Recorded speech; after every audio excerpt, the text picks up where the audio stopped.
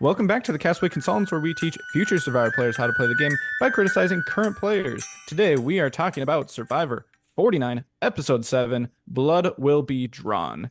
I am one of your co-hosts, Josh Wessler, joined today by Derek Kubicek and Ryan Stacy. How are you guys doing? Pretty good. Guys, they cut the BS. We just merged. Tonight's the merge episode. They didn't even pretend it was something else. We didn't do the merge with extra steps. It's just the merge.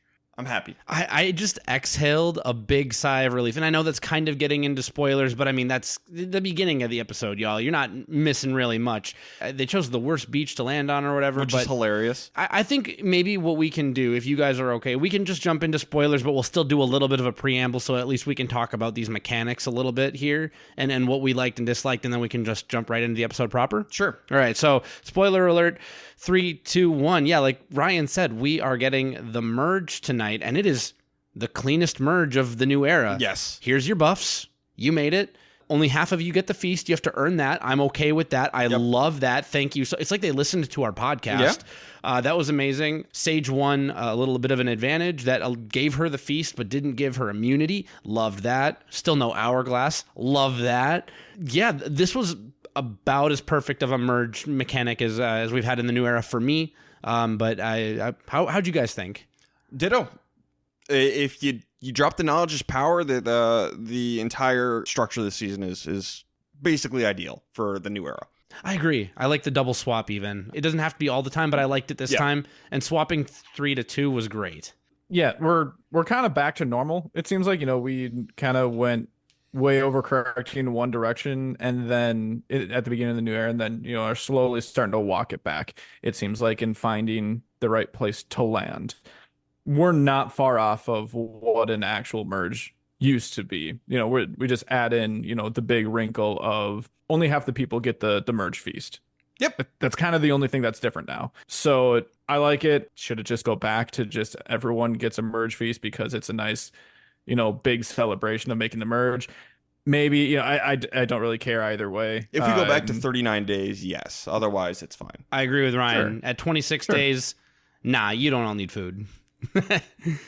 Exactly. So, I'm good with where we're at here. I didn't hate the most recent iteration of Earn the Merge just from season 48. Again, this is like only one step off of that, though. Yep. Should we jump into the episode proper? We can jump into the episode proper. All right. So, after the last tribal council where Shannon got voted out, Steven, Sage, and Juwan are all going to make an alliance together. They're going to agree to work together going forward. It's going to last at least through this episode, but they are going to create the bottoms-up alliance. We'll see if this is the final 3 of the season. That would be something. It's like Steven is Mr. Steal Your Girl if your girl is Sage or Juwan. Yeah. Seemed a little forced. This seemed like someone who went in knowing like, all right, I know that it is a good move to, create a name for your group of 3 or your duo. So I'm going to do that. Sure, whatever. It works. If I'm Steven, I want to go to the end with Sage Juwan. That's fair. I don't know. Sage might be better than what we were led on to believe. Agreed. Oh, strong agree. Sage, when we're going to start the rank downs, jank downs, and lank downs tonight. Sage rocketed it up that. Which, by the way, if you haven't prepped your lank down yet and you want to be unbiased, prepare that now while you're listening before we share ours at the end. Yes. Sage rocketed up mine. That said, if I'm Steven, I still want to go to the Eds with Sage and Juwan. It's a safe bet. It's a safe bet. But we're going to actually merge. It's merge time. MC's going to learn she can get her idol after the first immunity challenge because she never lost. She Christina, and Sophie S. never went to Tribal Council pre-merge. That's an elite group. Elite challenge performer, Christina. Yes. But yeah, there's going to be a big reaction to Shannon being gone. And so Steven, Juwan, and Sage come up with like a sort of truth, sort of lie story about why Shannon went home because they got to explain themselves to Uli. And part of it's true. Like, yeah, she was targeting Juwan. She was a little all over the place. But then and then she was looking for idols and just completely spiraling like a crazy person. That's the untrue part. Honestly, you could have gotten away with just like the truth. Yeah, she was targeting everyone. She threw out everyone's name. Boom, done. I agree with you, Ryan. I feel like they kind of did that. You know, did they embellish it just a little bit? But every great story deserves a little bit of embellishment. And let's face it. I can see Shannon being the type to spiral a little bit once she falls out of her yoga pose. So it was a fabrication that made enough sense within the context. Once you're in danger and things start to hit the fan, who are you? I don't know. Shannon can't defend herself. Nope. That's the best part of voting somebody out of the game that can't defend themselves. Yep. But everyone's going to buy this. Everyone's like, okay, cool, we're good. We're going to work with Juwan and Sage. Uli strong all the way to the end. Yeah, in particular, we're going to get a confessional from Nate saying, I think that the 5 Uli can come back together. And it was in that moment I knew I was in danger. Rip. No more Nate Moore tonight. No more Nate Moore. Oh. Which Derek's winner pick. So we got to get into that tonight. Yeah, Derek loses his winner pick. Bury the lead. I get to pick a new winner pick today. And fun fact, the three of us, we do a Survivor Fantasy League with a bunch of like our friends from college and stuff like that. There's like a group of 11 of us. 3 of us are out so far. And it's the 3 Castaway Consultants, 3 people who podcast about it. We're the 3 who are out. So Clearly we know what we're doing. Yes. So either boo edit or yay edit. Though I will say I did not have the number 1 overall pick. Yeah, but didn't you get your number 1 draft choice? Shush. Yeah, you Nate was your number 1 pick. Pick. I had Jeremiah, but I had the very last pick in my defense. You picked the only person left with an edit. Yes, and then Josh had Jason, which I thought was a fine pick, but you know it was a fine pick, and I honestly forgot that I even had him just because Jason just kind of didn't do anything. Yep, correct. So yeah, we're all out. So somebody else in our league is going to be able to make fun of us a lot. And we're just tanking for next year. Yeah, exactly, for 50. Yeah, the 50 is the one you want to win. I'm pretty happy I get the first pick in the season 50 draft. Anyway, Savannah's going to really cozy up to Juwan and Sage to make sure they're back on board, and Sage sees right through it and wants Savannah out so bad. And I'm like, yes, do it. I'm a little disappointed that Savannah's not the one who went home tonight. I'm kind of surprised that she isn't. Yeah, I mean, we'll have plenty of words to talk about, you know, who got targeted and why, I feel. So interesting choices all around, but yes, I'm on Team Sage, and I love this more comprehensive Sage edit we're getting. It's less about collecting blackheads and more about just being petty. Is it great Survivor? Probably not, but I love it. If she can hide her pettiness from the other castaways, she'll be fine. So far, it's just been the confessionals. So we'll see. Which is that is the kind of petty that I root for, because, you know, it also allows you to still kind of integrate more with other people who you haven't worked a ton with. So it still gives you a chance at the end. All that aside, we also got a little nugget of Sage laying there with Juwan and Steven going, here comes the fakeness. And I'm like, well, that's right. Yeah, you're not, your social grace is not all that well calibrated. Hey, it's time to get down with the fakeness. Yeah, down, yes. We're going to get a challenge advantage. Basically, it's pure luck. Just scramble, find the right key out in the jungle. Sage is going to get it. So she's going to be able to skip the first round of the immunity challenge and immediately get the merge feast and be fresh for the individual immunity part. Not overpowered. Love this. Yep. We've done this before. I'm good with this. Yeah, it's essentially just free reward. And I'd say it's like 90% luck. You know, you still got to hustle to find the keys. Yeah, if you have a broken leg, if Missy Payne is out here with her broken leg, she's probably not winning the challenge advantage. Everyone else can get it. Who was it a couple seasons ago who ran around and found nothing during one of these? Was it Bruce? It might have been Bruce. Wasn't that when they were collecting like cash for the auction? Yeah. Oh, yeah. And I think Andy was really bad at it too in 47. That sounds right. But I think Bruce was the one who didn't even try. It's like, you didn't try and you got nothing. Congratulations. Uli's going to talk, and they're going to settle on Sophie S as their target. So Uli plus Sophie B, they think they can bring Alex on board. And Juwan and Sage are like, oh yeah, definitely. That's 100% what we're going to do. Yeah, we didn't get fed a ton of reasons why Sophie S would be their first target. It felt an interesting choice, narratively speaking, because we've seen so little of Sophie S. Yeah. And her influence over the game so far. Yeah, I don't know. One of the things that I noticed this episode, just separate from, you know, other ones so far this season, and maybe this is just something that needs to happen with Survivors. I think we need a 2-hour episode for the merge. 90 minutes I don't think is long enough. Have a 2-hour premiere, whatever we've been doing for the finale, and then a 2-hour merge episode. And I think that would really help out because there's a lot going on here, and it felt very condensed and a little rushed at times. Alex and Sophie B are going to reconnect and try and find a way to work together, but Alex definitely leans Hina because that's who he's been aligned with the whole time. Sophie B leans Uli. So it's going to be interesting to see if they're able to work together going forward. Sophie B is going to end up on the wrong side of the vote tonight. Alex is right in the thick of it. So we'll see if they'll be able to work together again. Unclear at this point. Yeah, we see the one conversation on the beach, and that's the last time we even see these two talk. Yep. That doesn't mean that they didn't talk leading up to Tribal, but maybe this storyline just isn't going to go anywhere. Maybe they're not Denise and Malcolm. It'll go somewhere, but that somewhere could be one person getting voted out very soon. Yeah, and when we get to the votes, we can discuss this again. But my assumption for now is that Sophie S wanted to keep her cover. Knew that they didn't need her vote. Alex brought her in, but she willingly kept her vote. You mean Sophie B? Sorry, I meant to say Sophie B. Sophie B purposely kept her vote on, I can't remember who the other person voted for. I don't know where you're getting that from. Steven. I think that because I think that they are working together, but if Sophie B is in with Uli, Alex said he was totally willing to blindside her with his actions, that we have no evidence that suggests he told her anything. In fact, at Tribal Council, she looks surprised. I understand that. I'm assuming we'll get some clarification the next time we see these two talking. This is just me reading between the lines. I think you need new glasses. I'm here for pointless conjecture. This is a silly podcast about a silly show. You have no evidence to back this up. Yeah, I admit that, other than the fact that we know they like each other. Savannah is really enthusiastic about killing chickens. That's fun. Yeah. It's nice to see someone who isn't just kind of a wimp about it. And someone who's not only enthusiastic about killing chickens, but actually does it. Because sometimes it'll be like Sandra, for example. It's like, oh, we got to kill all these chickens. But Sandra's not the one to cut their heads off. So Savannah actually backed it up. She grabs the machete. It's like, hold it down. Let's do this thing.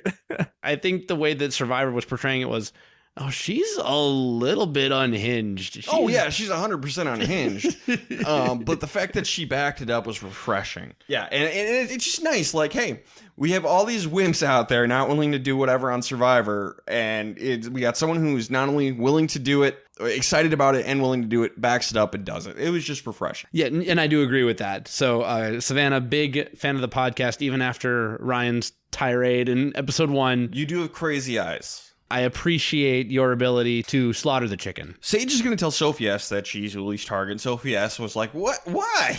What did I do? But we're going to go to the challenge. 2 groups of 5 competing a grueling long, the classic kind of mergatory challenge.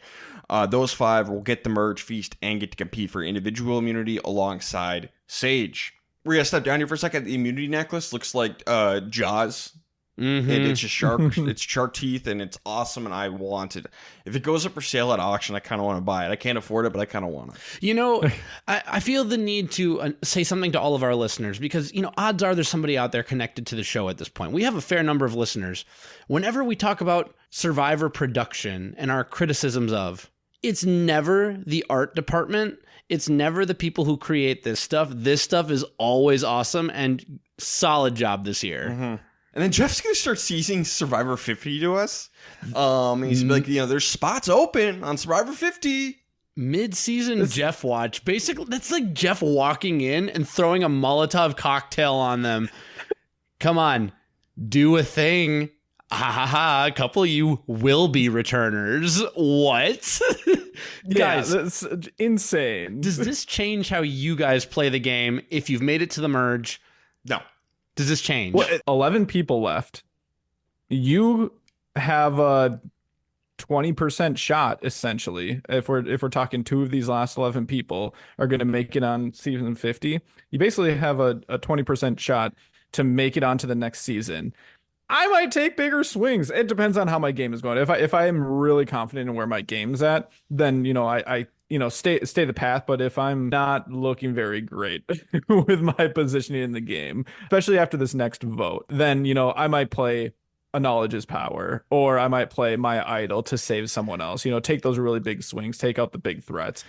Because why not? Maybe I get invited back for 50 then, and I can, rub elbows with coach. Rizzo, Savannah, and Sophie B should take big swings. The rest of them should not. Yet. This is a deep cut, and Ryan, I think you might be one of the only people who will appreciate this.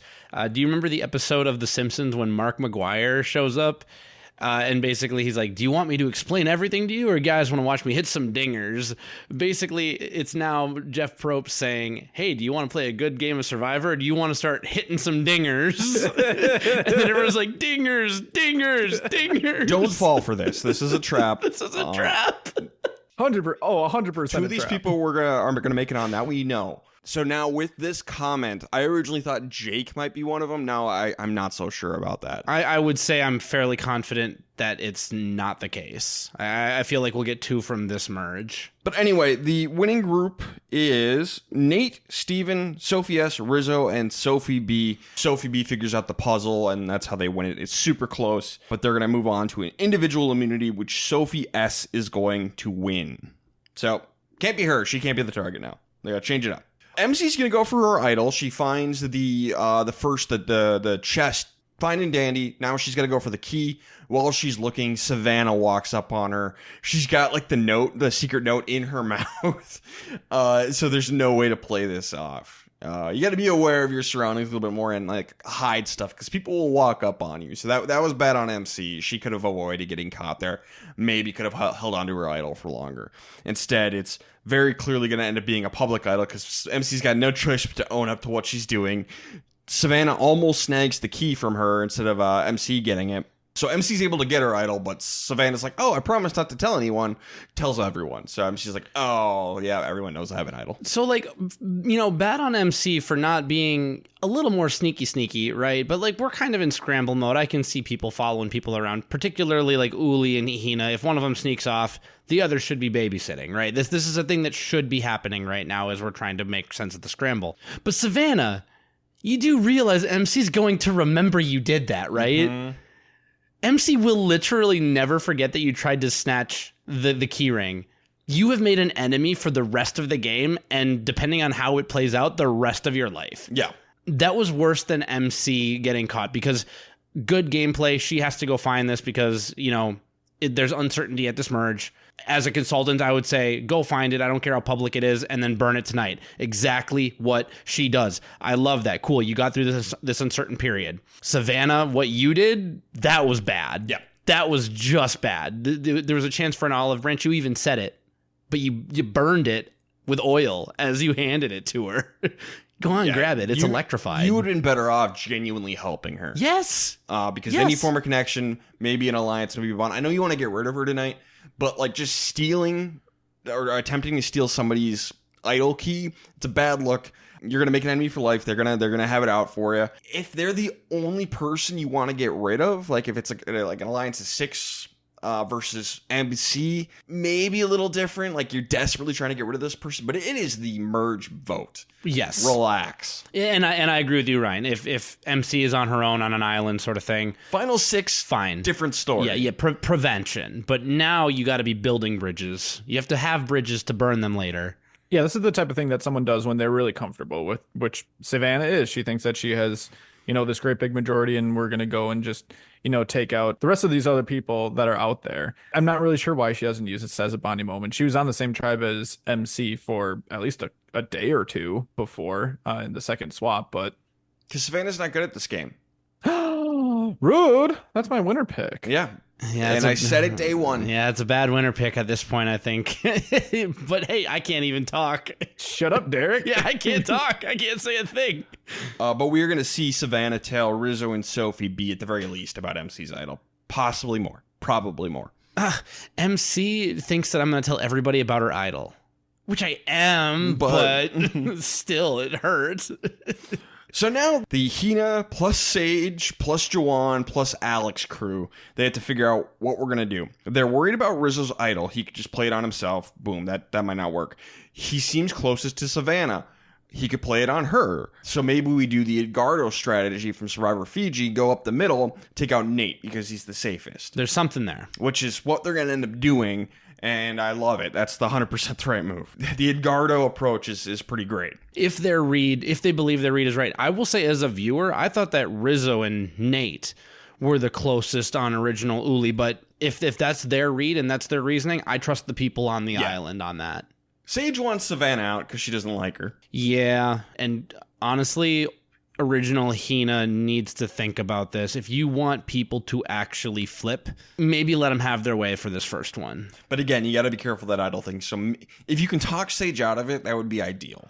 I understand that. If you can't, then, maybe throw a vote or two if you can afford it. So what are we at? 11 minus 4. So that's 7. Yeah, you can't split it. Yeah. So if you could talk Savannah out of it, great. If not, sometimes she holds the cards and you can remember this for later and take her out.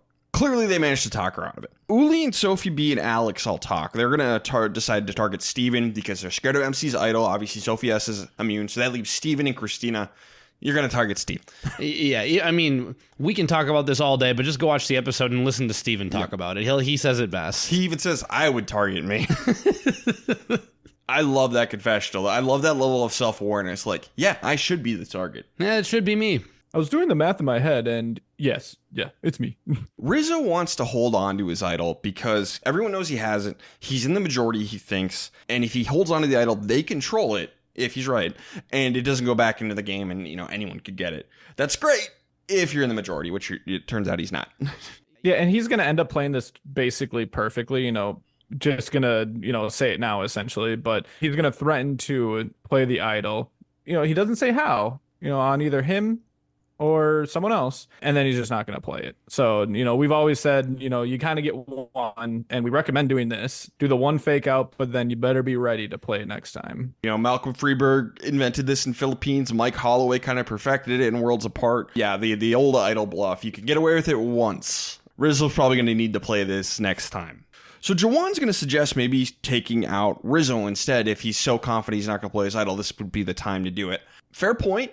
I still think Nate's the best way to go. And eventually that is what they're going to do. So someone talks Jawan out of this. Well, and to be clear, we already did the math, Ryan, when you counted down from 11. If there's 4 people over here, 7 people over here, if you whittle them down from 4 to 3, now you can split a vote next time. Yep. And have Rizzo and a backup, and no one in the 7 is in trouble. Yep. It's math, folks.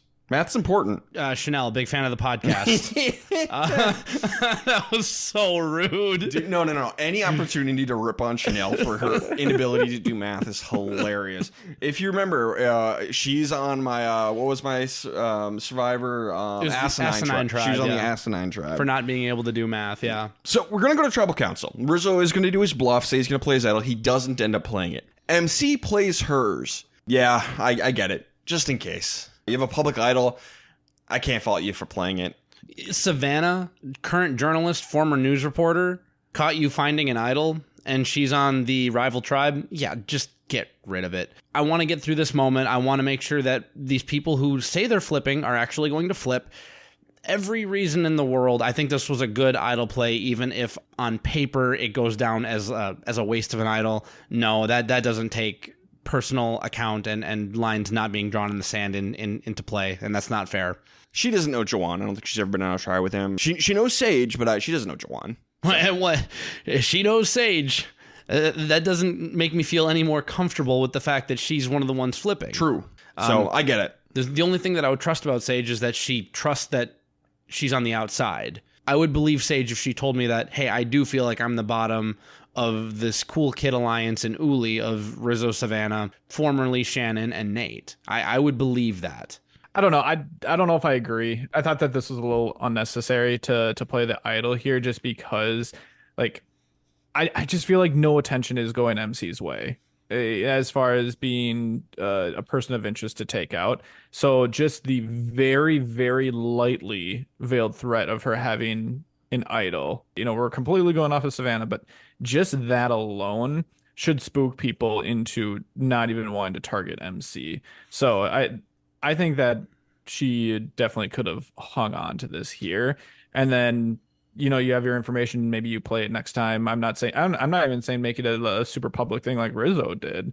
And just kind of keep it as a little bit of a mystery until you really need to, wield it to get through a vote. If she wanted to go the Rizzo strategy, I would respect that. But the one thing we all got to keep in mind, unfortunately, in this new era, we have knowledge is power. So there is an argument to be made to just play it. I wouldn't be shocked if we see knowledge is power take down Rizzo's idol next week. So keep that in mind as well. I was just about to say, I know that we can't credit MC for this because Sophie's knowledge is power is a secret. But the fact that she used her idol to get through a period of such great uncertainty before finding herself in the numbers is maybe the best thing she could have done without knowing that it's the best thing she could have done. Because now, cool, solid footing in the merge, at least solid enough, platform that you can build a game on, and Sophie can't use knowledge as power to destroy you when you least expect it. When was the last time we had knowledge is power? 45? I don't remember. 43, I think. But there's been plenty of times where people had the opportunity to get advantages and failed the challenge. So it might have been in every season. It just wasn't collected.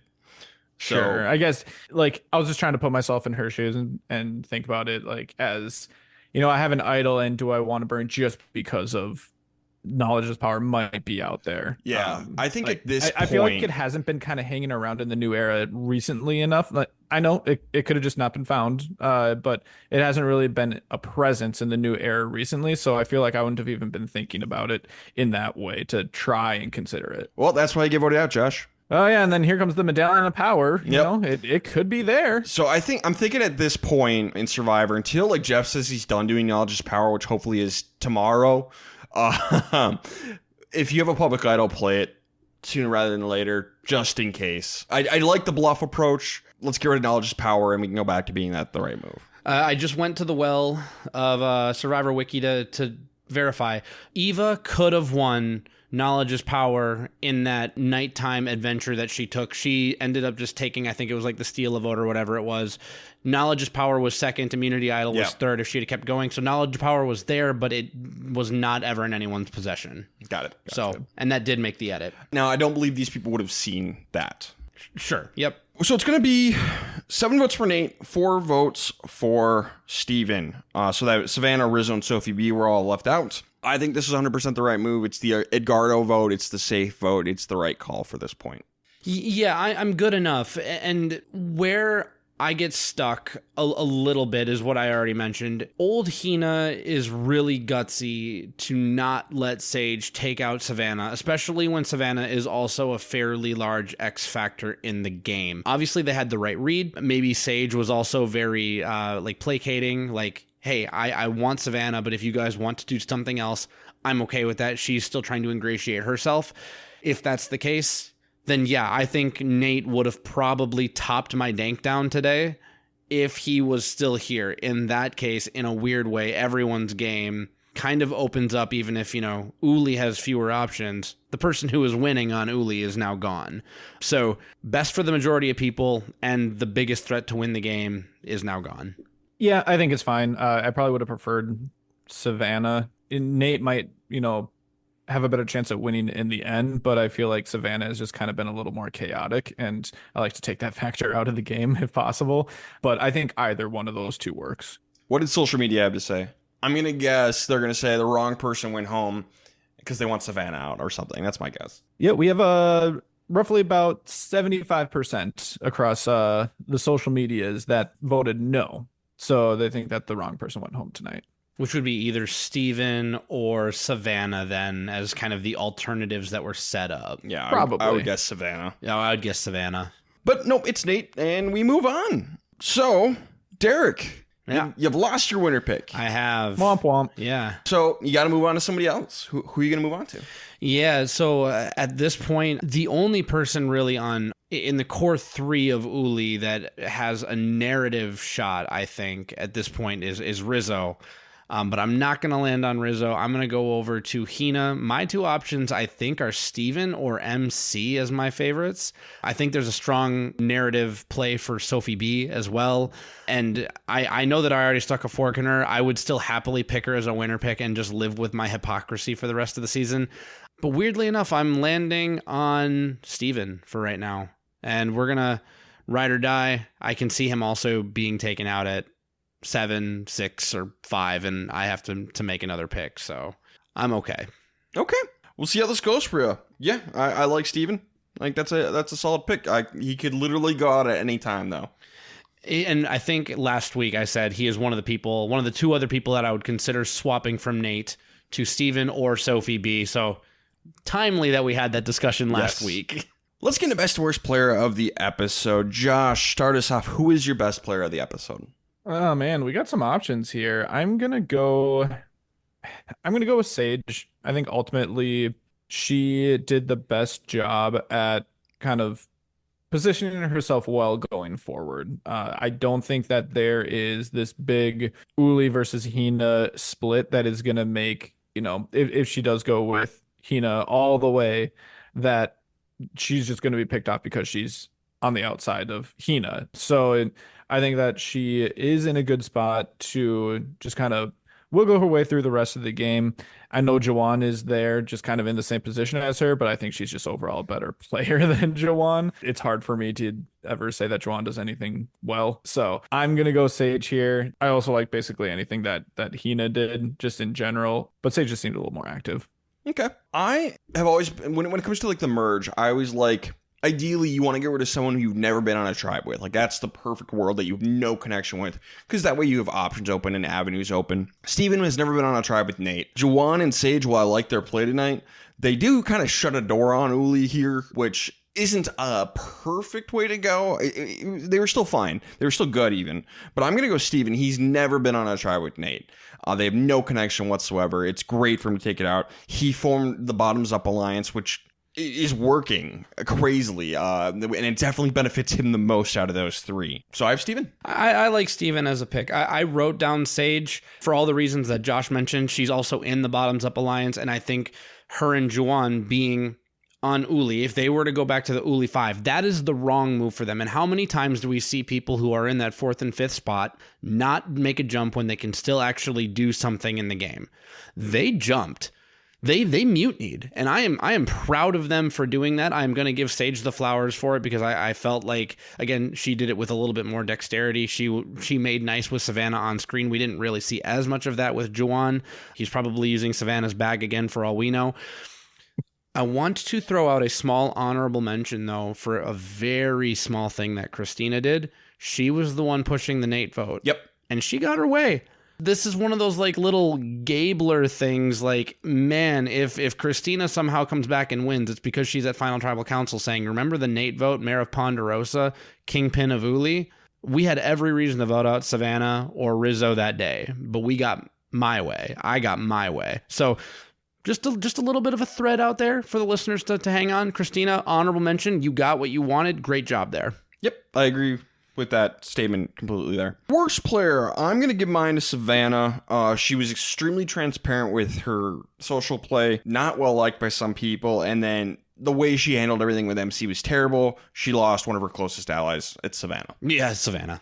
I think it has to be Savannah, even though I don't think it was, outrageously bad. There's just little things here, like the entire episode, it seemed like she was just constantly coming up, and even all the way up until like Final Tribal Council, every single time the camera panned to her and it was showing her face, I was waiting for that next vote to come up and somehow be Savannah, and that it was going to be her. I'm like, and somehow they were going to figure out a Nate Savannah split. I was just fully expecting it. I was hoping for it. Mm-hmm. Small dishonorable mention, I think, for Sophie B until we get more hard evidence that her and Alex were just trying to keep up a front. But as Ryan said earlier, we don't have anything for that. She might have just found herself on the outs and picked the wrong side. That would be my guess. All right, let's get into who is going next. Derek, predict it for us. Who's next? I'm just going to say Savannah. I'm just going to go ahead and, I understand that they could Venus Vafa her now and just let her flail out in the water by herself and not let her do anything, invalidate her game, and just let her hang out. But I feel like she's a little bit like Darth Sidious. She's too dangerous to be left alive. Don't give her time with hands and left to her own devices. I think you got to send her home. Yeah, I completely agree. I think it has to be Savannah. I like the comparison in general to Venus, but Savannah's a much better player than Venus ever was. I don't know that that's true. I'm a certified Venus hater. Maybe technically better, but not much better. I don't know. We saw a lot from her in the pre-merge that seemed really good. Yeah, obviously she's been super confident and a little cagey at times here during some swaps, but I think that she is so much better than Venus, at least more like dangerous, I guess, than Venus. So I think that Derek is right that you kind of have to just go and take her out now, before she stirs something up.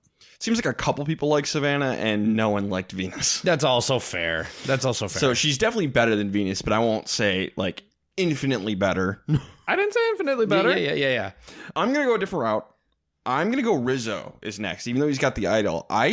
Here's my bold prediction. I think Sophie B is going to try and ingrain herself with Hina and Alex, and maybe she'll do that by playing Knowledge's Power on Rizzo so they can take him out. That's my bold prediction. That's where I think this is going. So I think Rizzo is going to go home next. He's going to get his idol scooped, and he goes out.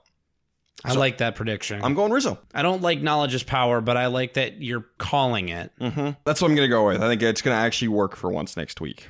I don't really want it to. It's stupid and it sucks, but I think that's what's going to happen. Now for our new segment, which kind of leads into who can't win. So we're going to do the rank downs, lank downs, jank downs, dank downs. We don't have lank downs tonight. That'll be for next week, listeners. You can submit yours. But we are going to rank every player left in the game from most likely to win to least likely to win. So if the game ended today. Yes. So we're going to stack everybody up. Who would beat who? So the person at the top of the list is the person you think can beat anyone else, and so on and so forth, all the way down to the bottom to the two people who can't win the game. If we have a final three, there's two people who can't win. Who are those two people?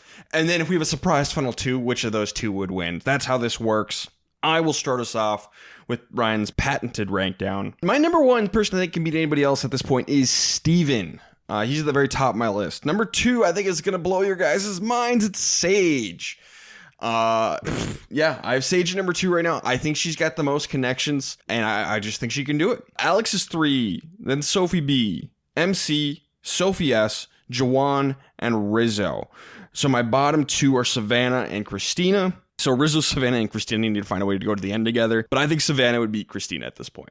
Okay. So Savannah and Christina cannot win. All right. Well, time for the yet unpatented Derek's Dank Down. Patent pending. Patent pending, yes. I'm going to agree with Ryan here on number one. I got Steven. And pretty much everything after that is different. I have Sophie B as number two, MC as number three, Rizzo, Sophie S, Sage, Savannah, Alex, Juwan, Christina. So by proxy, Juwan and Christina are currently my two who cannot win. But in a surprise final two, I have Juwan winning. And again, now I see the way I have this set up is that Alex, Juwan, and Christina need to find a way currently to go to the end to each other, or they need to start showing that they have a little more agency in this game. All right, and I'll be the first to kind of break it off here. I do not have Steven as my number one. I have Sophie B as my number one. I think she's just so likable. And so, I mean, so is Steven. I feel like, by no fault of Steven's, it's really the fault of how poorly Kaylee was doing at the beginning. We just have so much more information about Sophie that really helps rise her up in the ranks. So I think that really has a lot to do with the edit side more than anything. I could definitely see him leapfrogging her in the next episode even. So I have Sophie B here, followed by Steven in my second spot. After that, I have Rizzo, number three, followed by Sage. And then I have Savannah. And that's because I think that there's a pretty big gap after that. I think we have a top five, and even that top five I think is more top three than anything. But after Savannah, you have Alex, who we don't really see since the original Kaylee days. MC, who is doing better than I was expecting her to be doing, but it still seems like she's kind of like half playing, or at least playing half correctly. Followed by Sophie S. And then we all know my thoughts on Jawan and Christina. I have Christina dead last, so if surprise final two, Jawan beats Christina. I think Josh is a homer. He doesn't want to accept that his winner pick Savannah isn't good at Survivor. I pit Savannah against any of those people below her. Savannah beats them all. No. She beats Christina. That's it. No. Jawan beats Savannah.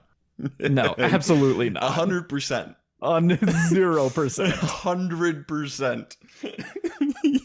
Okay, well, listeners, submit your link downs for next week. We'll average them out and we'll compare them, and we'll see. And we'll do an average, and we'll share that as kind of like a post-mortem because we can't do these things live with you guys. So all right, let's get into the survivor pool. Josh, where are we at? Yes. So last week, as a reminder, Ryan had picked MC, Derek had picked Sage, and I picked Juwan.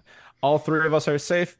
The same cannot be said for two of our dear listeners out there because Philip and Jambo both picked Nate. So they are out of the survivor pool. May they rest in peace. Rip. Into the graveyard you go. Thanks for playing. Play again next season, please and thank you. Thank you. So on to Josh, just so you know, I'm pretty sure that that's Jambo, as in like Swahili for hello. But anyway, how am I supposed to know? As for this week, well, I mean, who wants to start? Derek, you're up. I can't believe I'm doing this, but I survived with Sage last week.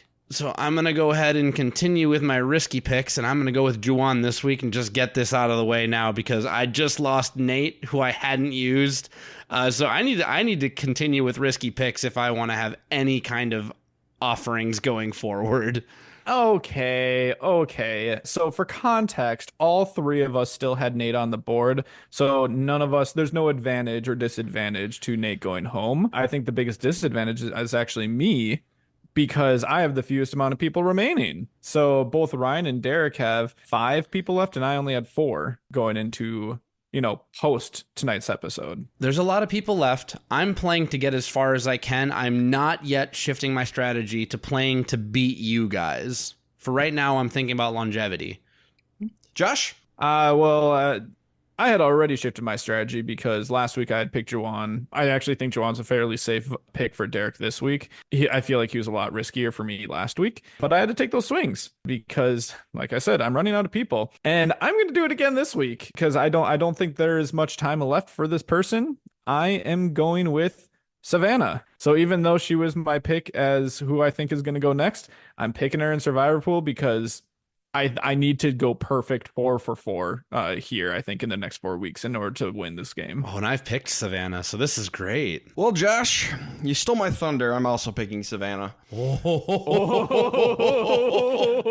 saw the next time on Survivor is Savannah versus Sage, and maybe Sage will win out here, but I still like my pick of Rizzo going home tonight.